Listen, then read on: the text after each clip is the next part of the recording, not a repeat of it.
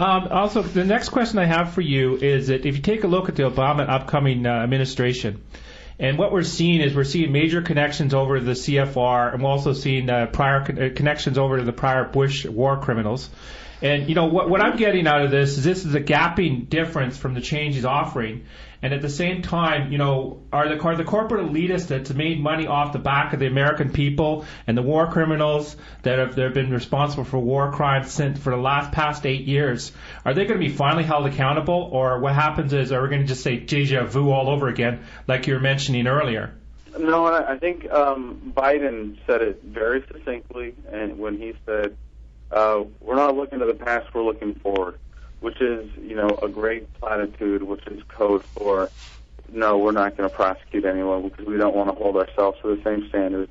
We really don't care about the Constitution. We really don't care about civil liberties. We really don't want to be held to the same standards of non-interventionism or legality in foreign policy because we don't plan to follow any of those rules ourselves.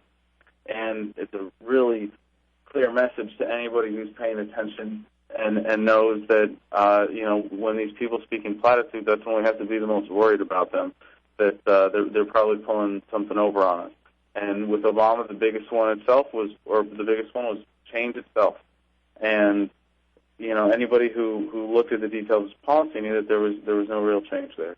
But he ran a brilliant campaign, although it was his to lose. And if you think back to when we were watching the Democratic and Republican primaries, no one really cared about the Republican primaries except when things got, dramatic, and, a lot of that around Ron Paul. But, people were watching the Democratic primaries much more closely back then because it was like a foregone conclusion after 8 years of Bush. Yeah, the next president is going to be a Democrat, end of story.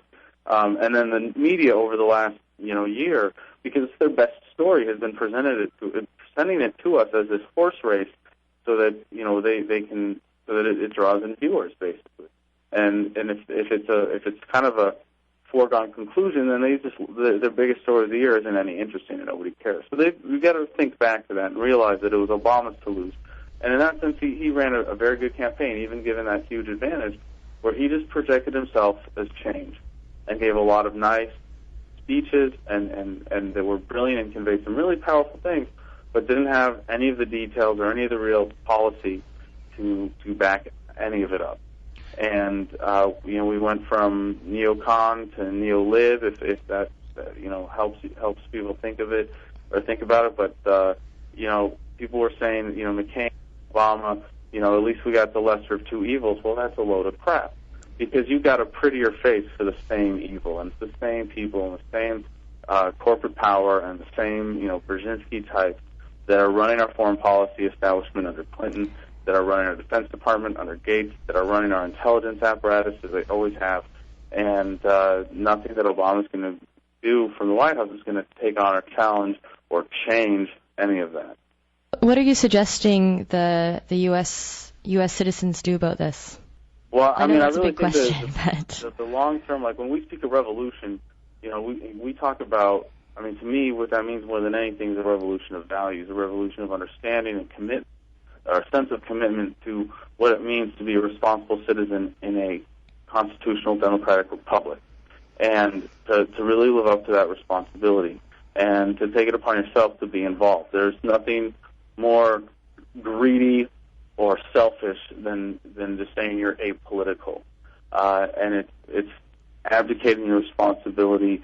Keep yourself in a pleasant little bubble, and you have to get out of that. And everybody has to decide for themselves what they can do to be most effective in helping people get out of that and freeing minds. And when that happens, it'll be manifest in the political realm one way or another.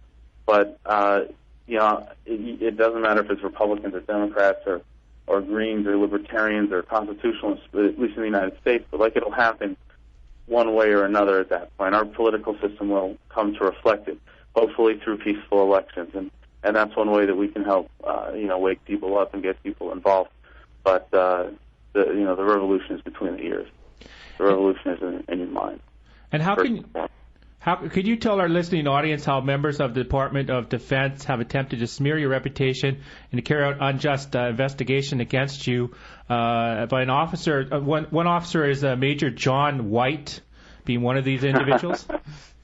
Yeah, I don't know if they were coming after me individually, but there was definitely some legal harassment by the Marine Corps against a number of our members for participation in activities with Iraq Veterans Against the War that led to an attempt by the Marine Corps to shut us up through a variety of private threats that, in my case, blew up into a big public case when I challenged them on it. But they were going to be attempting to take away health and education benefits from various veterans who had served because they were speaking out, sometimes wearing parts of uniform that were actually not in violation of any rules, because when you're in active reserves, as we were, the rules of the UCMJ pertaining to uniform regulations don't apply, but they use that against us. And, I stood up to them, and it kind of backfired, as these things often do when authoritarian personalities are manifest this way. And it blew up into a pretty big public case, and we ended up in the legal sense kind of wrestling it to a tie, but they haven't messed with any other members of IVAW and through that channel at least. Took that away from them, and it was a huge boon for our for our organization. But we have other evidence of the Department of Defense tracking our organization through the Talon program.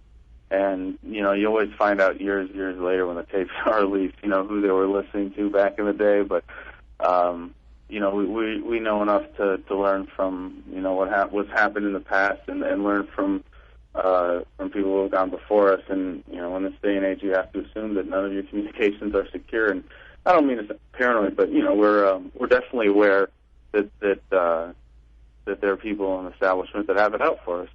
And it's also manifested some practical ways in terms of legal harassment. There was a case in Long Island a couple months ago with the debate in Hofstra, the last presidential debate, where one of our members, Nick Morgan, got trampled by a horse. So there's, I've been arrested 8 times now and never convicted. And that really should tell you something.